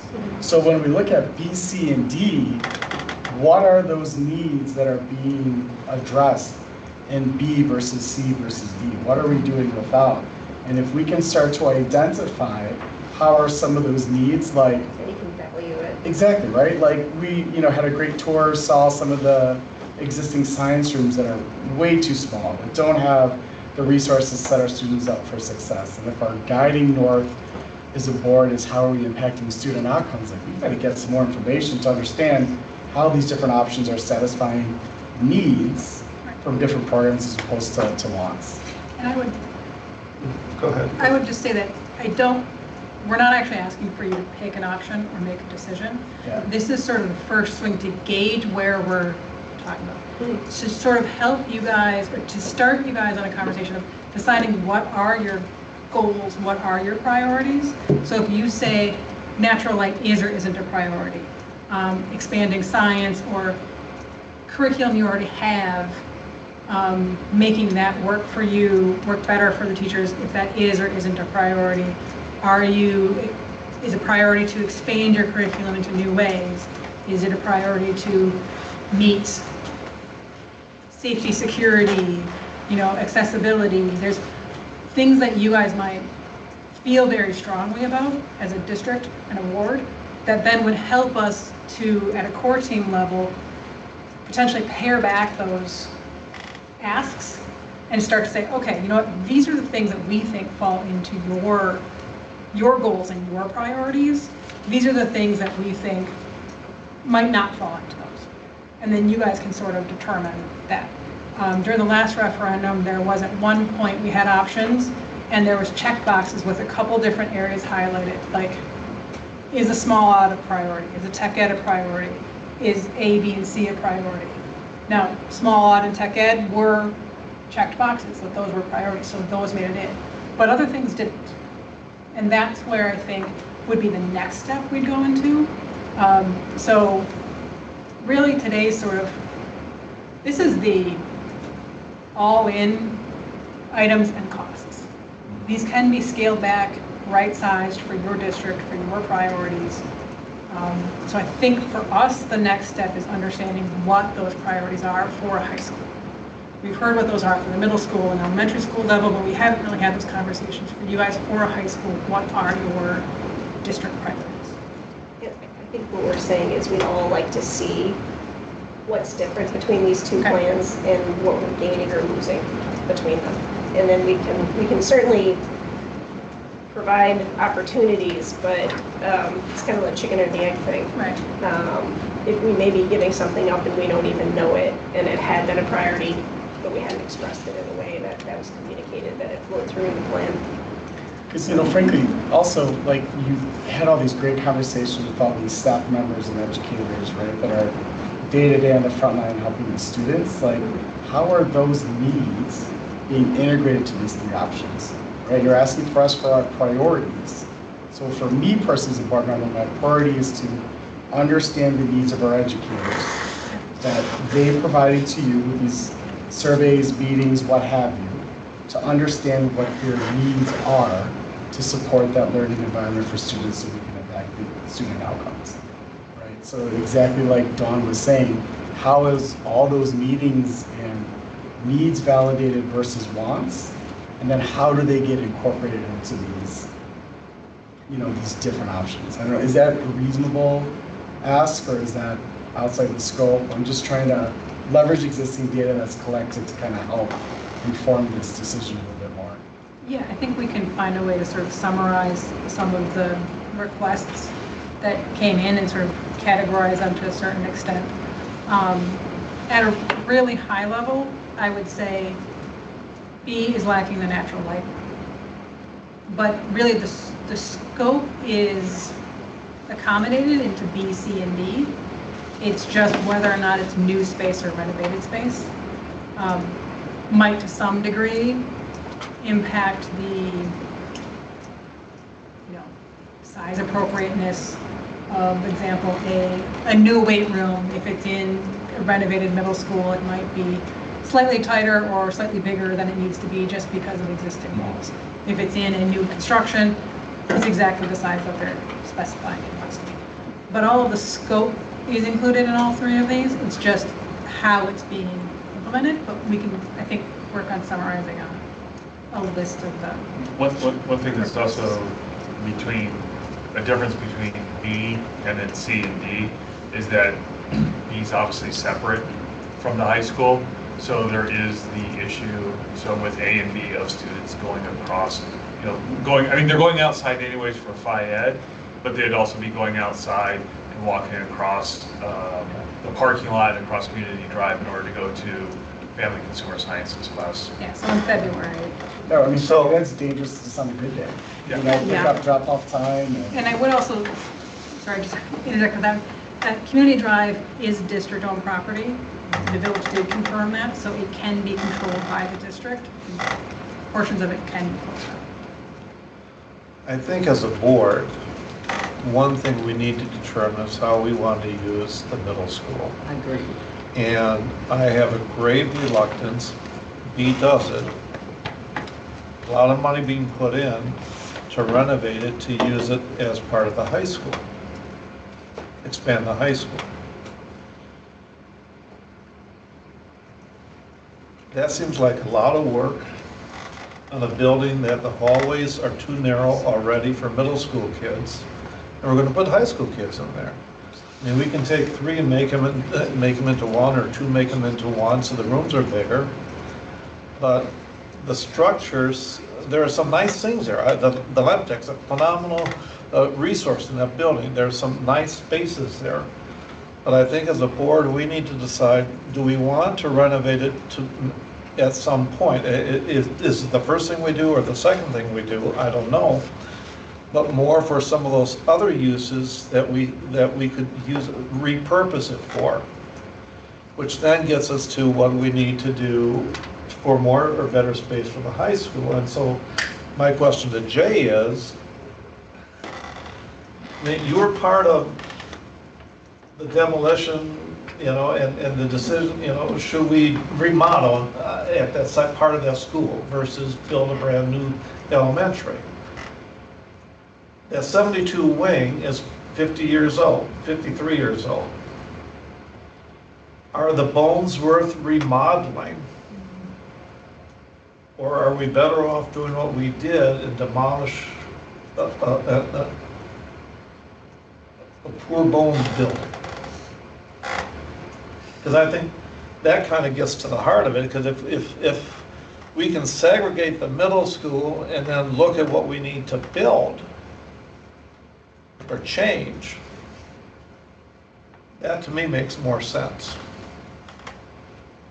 And it's going to come back down to similar conversation we had about the middle school in terms of you were building new space for, let's say, the science lab, right? If you can build in the orange, you can build it purposely to the size that it needs and wants to be. If you're going to redo them all in the blue, then you're pinned in by the constraints of your existing building, right? I don't think the bones are to a spot that you need to go away necessarily. Now, obviously, you need to be... But we're limited to what we can do with them. Right. This is related but not. I was just going to say it is meant to be a strategic plan, and I don't want to, my personal feelings, I don't want to see the board get too caught up on sunk expenses that were necessary at the time. Those weren't strategic investments. So when we replace a floor because we had water damage from a storm, yes, that was an expense we put into that building, but that wasn't a strategic investment in what we hoped would be a better academic outcome for our students. That was money we had to put in order to keep that building serviceable. And I don't want to see us circle on, oh, but we put on a new roof. Well, we had to put on a new roof. The building needed a new roof, and it'll be young still in 2030 when we talk about this new campus. But, you know, at the time, it's not something we could have triaged through until that point in time. So that was not a strategic investment. When I look at these plans, excuse me, and reusing the existing middle school space, we said it far more professionally. The expression that's floating around in my mind is not as professional, it's far more crass, which is that we're trying to polish a turd, really. And yeah, and so for our students to be set up for success, like Chris said, and to really what we're driving for is academic outcome, right? And I wouldn't want to make any kind of investment where we don't see that is the return on investment, is that academic outcome. And if another $10 million is what gets us there, sorry, looking from the high, okay, 10 to $45 million. That's a lot more money than I have in my bank account right now. Like, it's not an insignificant amount of money, but in the grand scheme of things, when we're talking about strategy, that's not significant. Like this middle school building, we decided we couldn't send middle schoolers there anymore. And now we're talking about like sending these kids to this beautiful new middle school and then bringing them back to this building. And that to me doesn't feel like how we achieve the best student outcomes. Right. I agree. I just think we're forcing the middle school into the plan, and it just isn't working. If we go back to evaluating needs versus wants, right, there's some facets of the middle school that were needs that were communicated, like short-term needs, yeah. The gym for gymnastics, right? Another eating area for the cafeteria that, you know, the high school principals brought to us. So there's certain aspects of it, but again, as part of that strategic plan, what are we gaining and losing from one or the other? Because I'd be hard bent, just like moving the newly renovated varsity softball field, having the community sink a lot of money into, you know, what Dawn said, and then not getting a good investment out of it, especially if 10 years we're going to be coming back and asking for that money because we were too short-sighted and not big picture enough and strategic to approach it. So again, it goes back, and also for the athletic master plan, same thing. Clearly there's a lot of wants and wishes in there. I'm not against it. I think there's some major needs that many programs have. My concern is how we're being fair and equitable to all the programs that have needs, and we know that some needs are much larger than others. And what is that process, again, to validate needs versus wants? Because a 100-yard football field is amazing, right? It's great, but are there other needs that we need to consider? So I don't know what that process is, the next steps. To your point, Steve, about taking this back, that goes back to a committee to look at, to evaluate that process, to kind of look at needs versus wants and start to address that. I just want to make sure we're fair and equitable to all the sports, and everyone kind of has an equal say to determine what the greatest priorities are. You use the word equity, and I think that's important to plan a couple of thoughts about that, but I do think we need to look at equitable opportunities for kids. That's what we spoke about for the new Heritage. That's what we spoke about for the new middle school. And to your point, and what Joan and I have both said, there's nothing close to equity using the current middle school as part of the educational plan for high school kids. If we could agree to that, and that doesn't mean we have to get rid of it. I think that we can figure out a way to repurpose it if we choose to do that. Could it be used short term? Yeah, it probably will have to be if we're going to do some kind of major construction plan. But I really think we need to think about then, okay, what is the best way to provide equitable opportunities for kids who have had these resources? And that was part of the selling point of the community. In the long run, they're going to have to tell us, would they support this kind of a concept? But I think that's the lens we have to use as well.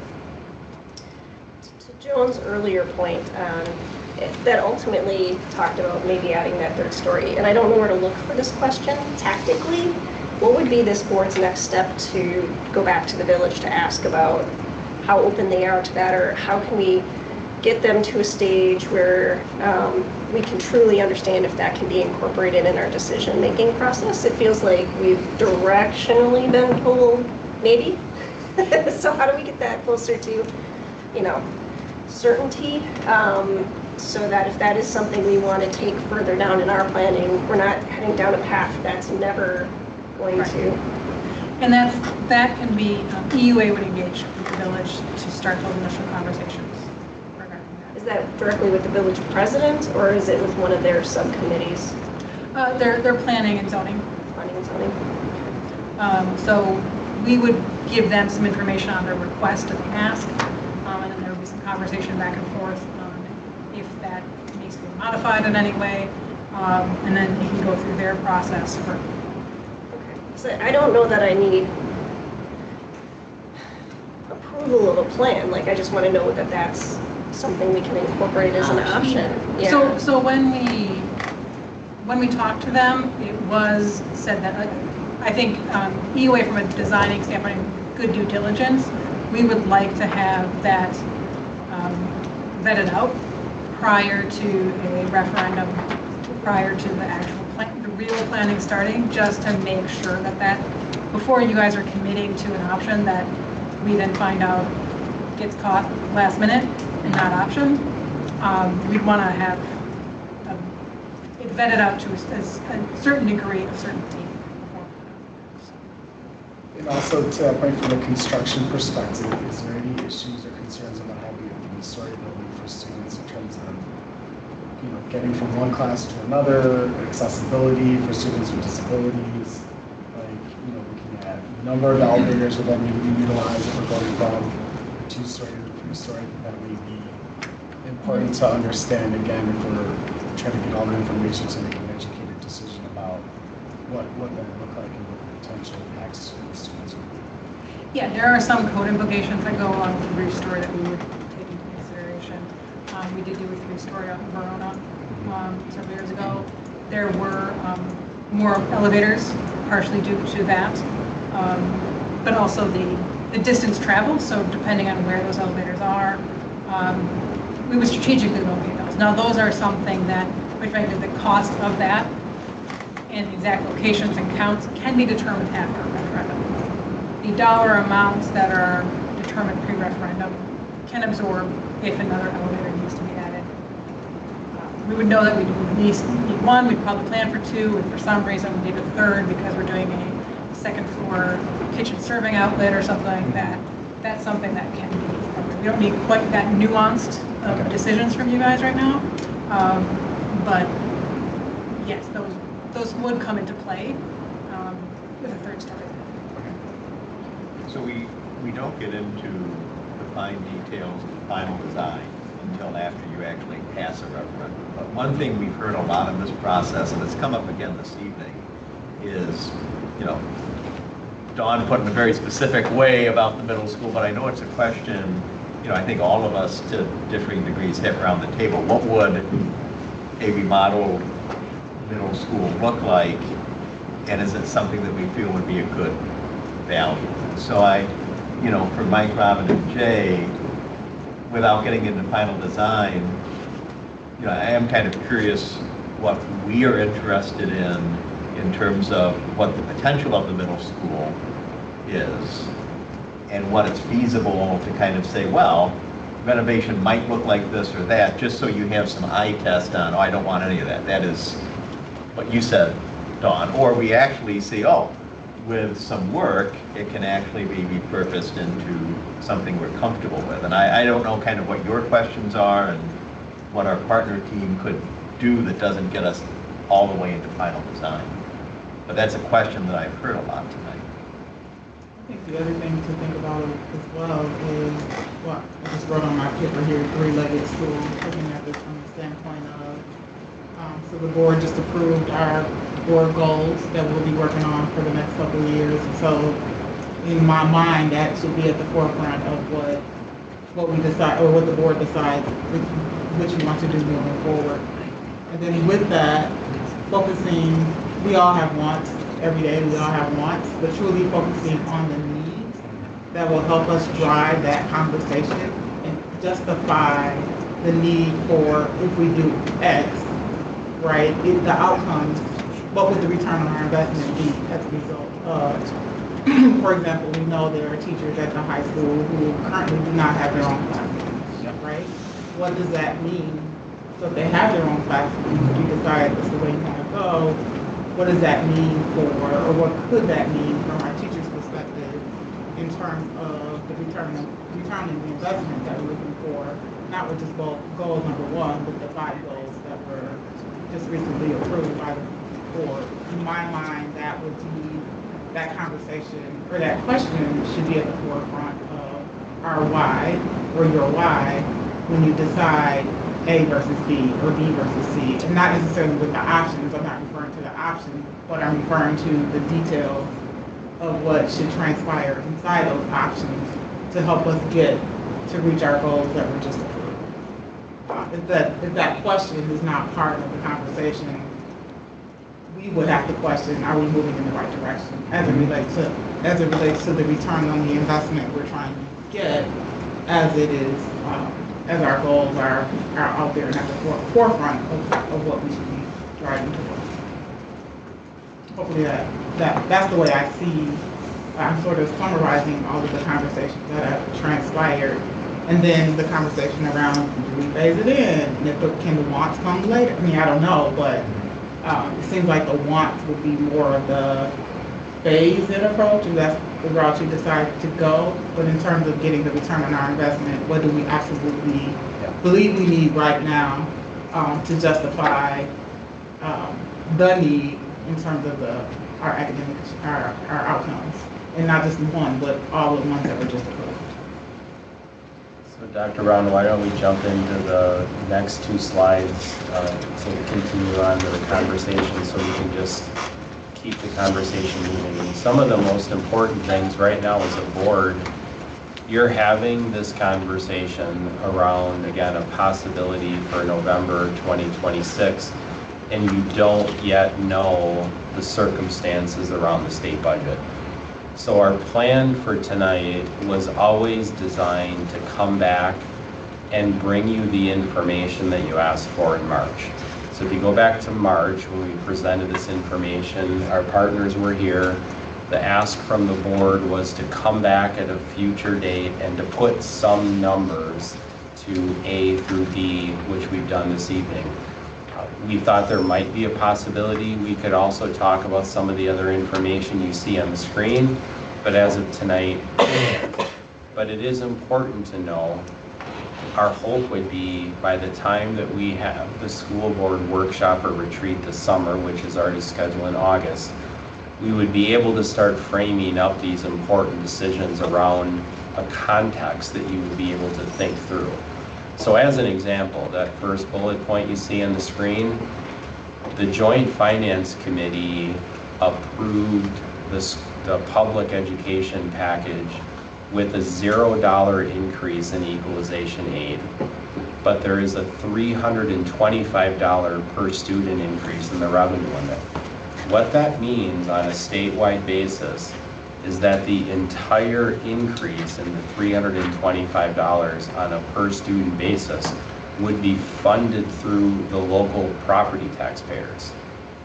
That is not something we've seen in recent state budgets, but that's an important factor that all school boards across the state are going to have to understand and have conversations around, especially regarding the topic of any referendums.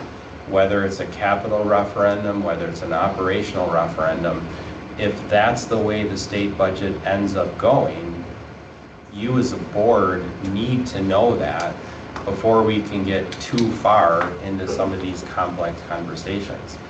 As another example, the second bullet point is just a reminder that the referendum that was passed last November included 3 components. One of them expires. The belief at that time was that the 25-27 state budget would provide a bold investment in public schools. You obviously saw the request for special and categorical aid at the 60% level. That level would have allowed the board to not have to ask for a renewal of the third part of that referendum that we asked for last November.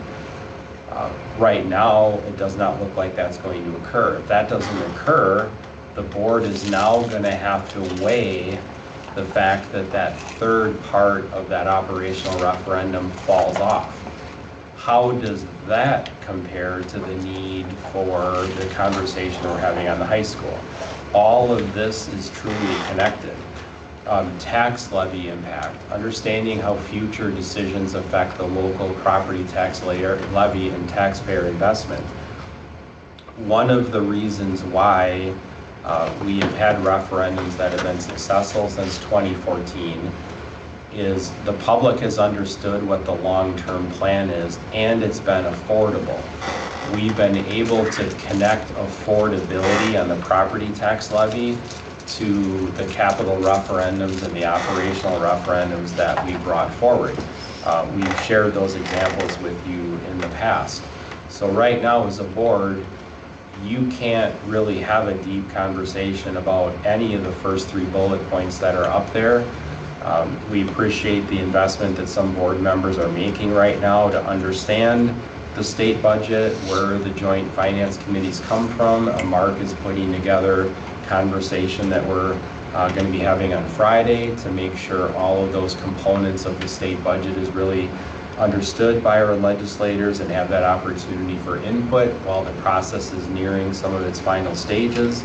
But it's critical that we have the ability to really put together the big picture for you so that you understand not only the property tax levy coming out of the state budget, the conversation on staffing and compensation needs, and the referendum that was just passed this past November. The affordability for the community is a key element that has to be considered. Public engagement, we talked about the athletic master plan, and as Dr. Brown has talked about, aligning all of these initiatives with district goals, our growth projections, facility needs. So it's just really important to keep in mind that this is a part of the conversation that we're having, but you as a board truly do not have the information to really understand what the next couple of years look like. As we put together next steps, we heard some feedback tonight, certainly on the topic of the middle school itself, and is that building the right long-term fit for high school students?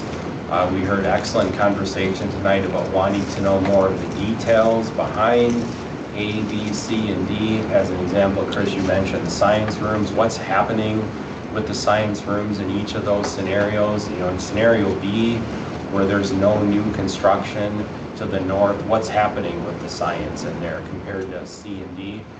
So we hear that you're asking for more information. The second bullet point on this slide is a really important one. Earlier in this conversation, we talked about phase 1, phase 2, and phase 3. Phase 3 could be a phased approach. Our enrollment projections do not suggest that we need to be at 1,600 capacity for the high school in the near term. And we have asked Mark Roffers, our planning consultant, to provide you with information later this year so you can see how have the changes in the economy, with basically mortgage rates doubling since the last time you saw enrollment projections, how does that change the capacity projections? So you as a board have not seen that. Preparing for stakeholder engagement, and then ultimately monitoring the state budget developments. We view tonight as a step in this process of needing to continue to engage in this dialogue. We hope that the next meeting that we have scheduled in August, we're able to put together what I would view as a complete financial picture for you, so you can see the end result of the state budget, you can see what that looks like, and then you can give us feedback as a board about your reaction to that. And now, once we'll know that reaction, that's going to help this planning team, because there is a very real possibility that depending on where the state budget goes, this planning team could recommend breaking up the high school campus conversation over multiple phases, over longer periods of time. And again, if you see information that comes from Mark Roffers on our enrollment projections, you may also see that that information has changed since 2 years ago. So we view this as a holistic approach that we want to provide you with all of the information. As you heard Dr. Brown earlier in the evening, she had mentioned we are not asking for any decisions tonight because it is way too early in the process to ask for decisions. We want to take any and all feedback that you have tonight, so we appreciate that conversation. Our brainstorming team is going to go back and think about what if we don't have high school students in the middle school complex? What if we use that complex for wellness clinic, administrative building, the programs that are currently being held in the 101 school, the TLC building, considering looking at a alternative placement program for grades K through 8. Our planning team can go back and take a fresh look at what could a use of that space be without high school students having core instructional space in that building long term, which would be more of a strategic decision, to your point, Don, not just because the gym floor was refinished or there's a new roof. It would be more of a long-term, 10, 20, 30 years from now, where do we want to see high school students? We can bring that back to you. That may have maybe an option E or an F, but we can certainly explore that, as well as the possibility of looking at what some phasing might look like. I was in the meeting with the village that Robin was at. It was a very positive meeting. What they suggested is that we could ask for the village ordinance to be amended for a public school facility to allow a third story. And the conversation at that time was, sure, if you want to ask us to move that forward, we can move that forward to the village board. That would, again, further inform the board. Maybe it's not in 2026, maybe it's not 2028, but you would know at some point you would be able to put a 3-story addition on the north section of the high school. So Dr. Brown, I'm going to turn it over to you to have any final wrap-ups. We wanted just to make sure that we kind of set the stage that this is a part of a bigger picture, and we wanted to make sure we talked that through. So Dr. Brown, any final remarks on that last slide that you wanted to add? No, I recorded, took what was right here. I would just ask, is there any other wonderings or any other things that you would like for us to consider? We appreciate the conversation. It's always helpful to have obviously others in the room to think about things that we hadn't, I would say we probably had blinders on in terms of gotta get the high school kids over to the middle school, right? That's the conversation we have engaged in. So I appreciate you, John, and maybe we're trying to make, put a square peg in a round hole here. So if there aren't any other wonderings, I do have one comment. You have a slide in there on stakeholder interviews, which is way too teeny to look at or see any of that. Would it be beneficial for us to have some of that detail? I don't know what's on that page. Yeah, and it sort of is intended to be, it's detailed and there's too much of it to incorporate in a presentation like this. Right. It's intended to sort of illustrate the amount of information we got. Right. I think we do have a core team tomorrow, and we can sort of talk about between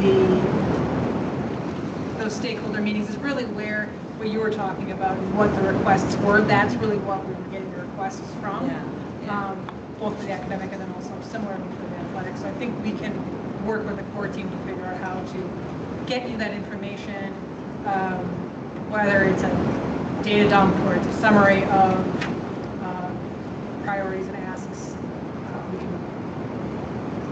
That's part of what Chris was talking about as well. So I think we can work on some way to get you that kind of. And I know there's been, you keep I don't know how many teachers at the high school currently don't have their own classroom. I would really like. 8. I think it's 8 right now.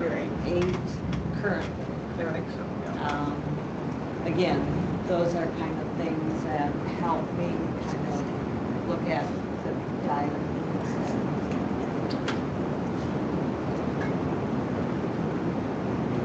Yeah, and part of the reason I'm suggesting summaries is like a lot of those notes are frankly smaller asks, like we want an extra market board, we want to, it's like those don't need to go to you at that level, that don't have cost impacts, but maybe some of the bigger asks. And the intent behind the asks. that might be beneficial for us to know what went into the initial plan that had you come up with what you came up with. I was just One of gonna- Go ahead. Oh, sorry.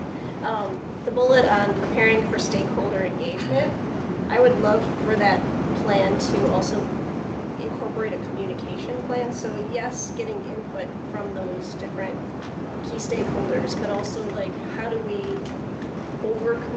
communicate to community members to take them along on the journey. I think that we've done decent communication, certainly better since we've added certain administrators in the back room.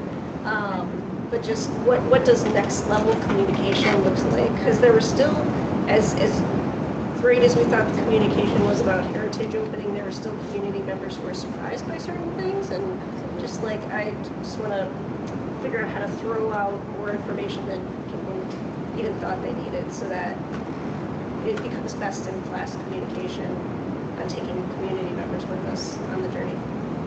Sorry, Mark.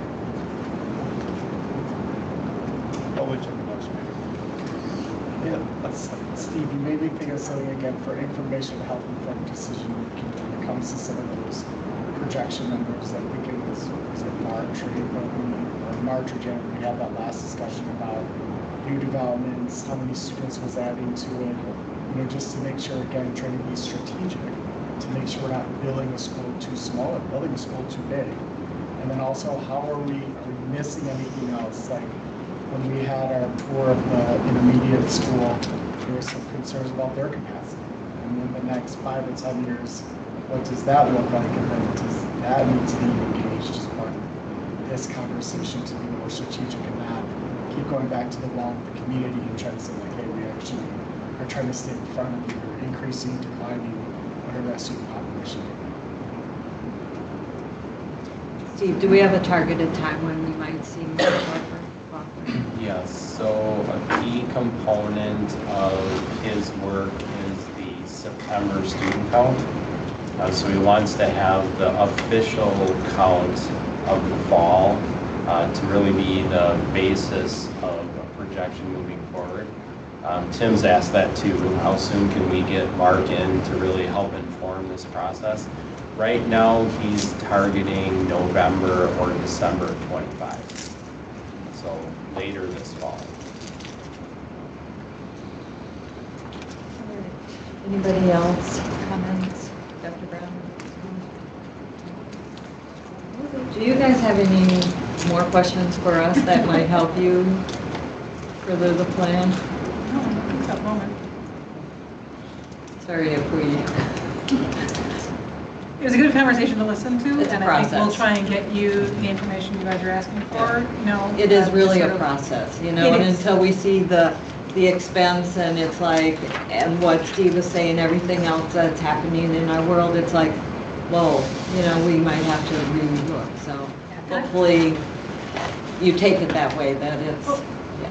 Absolutely. I can positively say that at this stage in the planning process, there has never been an option that we've shown at this stage that has been the actual final option. Okay, so we're not. This is a process that needs to be refined and flexed throughout the next year. Thank you. So it's just sort of chipping away and making those next steps and getting you information you need to make those next, then give us the information to sort of trade back and forth. Perfect. We always hope that they'll pick one up. Yeah, we always hope that you just pick that one and say, go, we're good with the dollar amount listed there. Just Sorry to bust your bubble, but we take the didn't next pick year it. off and we're all good. Those are architectural aspirations. Okay, so with that, I would take a motion to adjourn. Motion to adjourn. Seconded by Heather. All in favor, say aye. Hi. Aye.